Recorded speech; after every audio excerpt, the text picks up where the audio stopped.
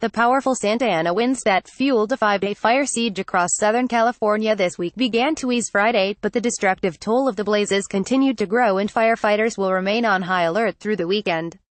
The fires, which stretched from Ojai to Oceanside, destroyed more than 500 structures and forced hundreds of thousands of people from their homes.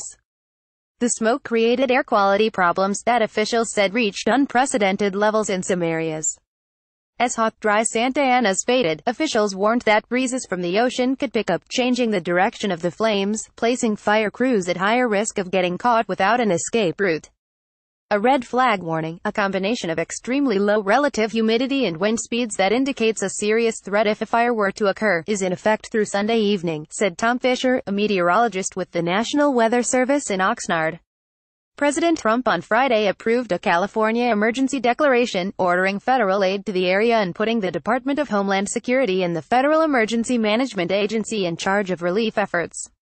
In northern San Diego County, the Lilac Fire, which ignited Thursday off Interstate 15, forced large swaths of Bonesaw and Oceanside to evacuate. More than 1,000 firefighters were battling the blaze, which held at 4,100 acres from the night before with 15% containment. The Lilac Fire destroyed at least 105 structures, including a number of mobile homes, authorities said Friday. 3 people were injured, and 25 horses were killed at a thoroughbred training center. When a tornado hits the Midwest, there's no stopping it. When a hurricane hits the East Coast, there's no stopping it.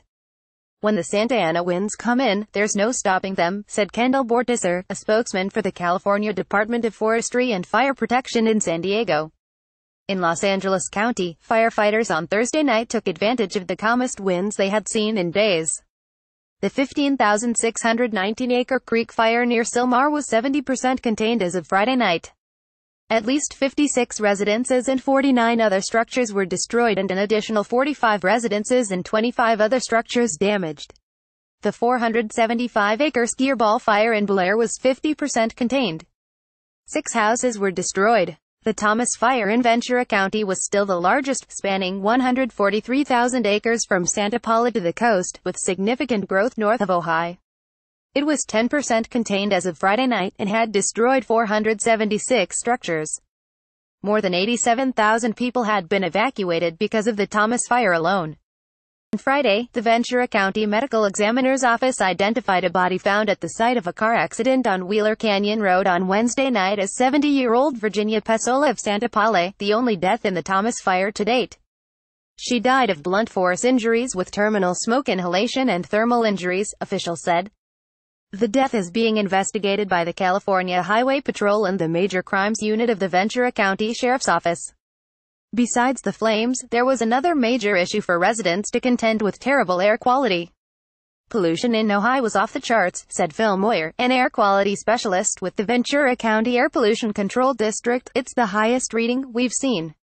It's crazy numbers, Moyer said. The Air Quality Index, a measurement of pollution in the air, is considered unhealthy at a rating of 151 or higher.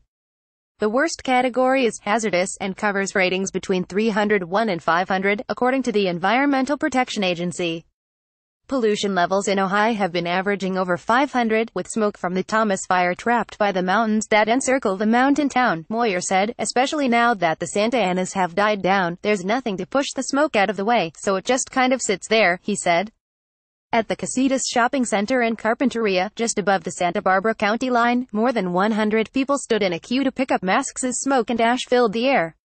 Among them was Gloria Rivera, who came to grab masks for herself, her husband, her 2 grandchildren, and her chihuahua, Mamba. I'm gonna try and put it on him, she said. Rivera said she lives in an area where voluntary evacuations have been issued. She left home Wednesday as a precaution, but returned Thursday to check on her house and decided to stay there. Hospitals across Southern California reported high numbers of patients showing up in emergency rooms with breathing problems.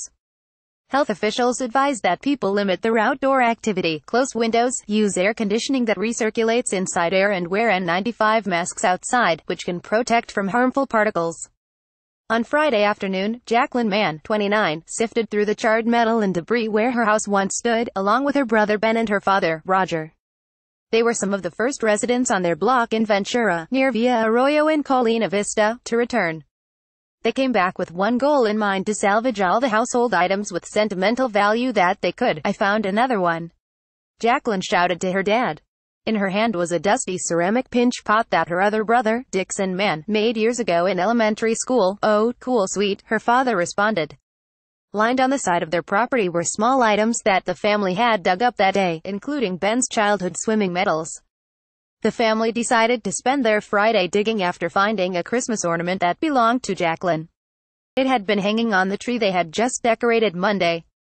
At a Red Cross shelter at Nordhoff High School in Ojai, Ken Williams leaned back in a folding chair and flipped on the switch of an amateur radio console. He'd spent each morning listening to the chatter on emergency response channels to get a sense of the fire's behavior.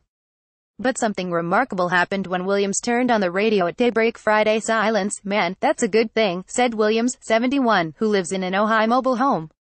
"When the chatter calms down, it means things are definitely getting better." Sitting near Williams was John Wilson, 80, one of 118 people taking refuge at the school. Like many others, he was saddled with unanswered questions about the fate of his home, in his case just a mile west of the shelter. "I sure am ready to go home," said Wilson, who has lived in Ojai more than 3 decades. "Having no idea what's going to happen next is a brand new experience for me." Caption Times staff writers Ruben Vives, Sonali Kohli and Joseph Serna contributed to this report. Oceanside National Weather Service.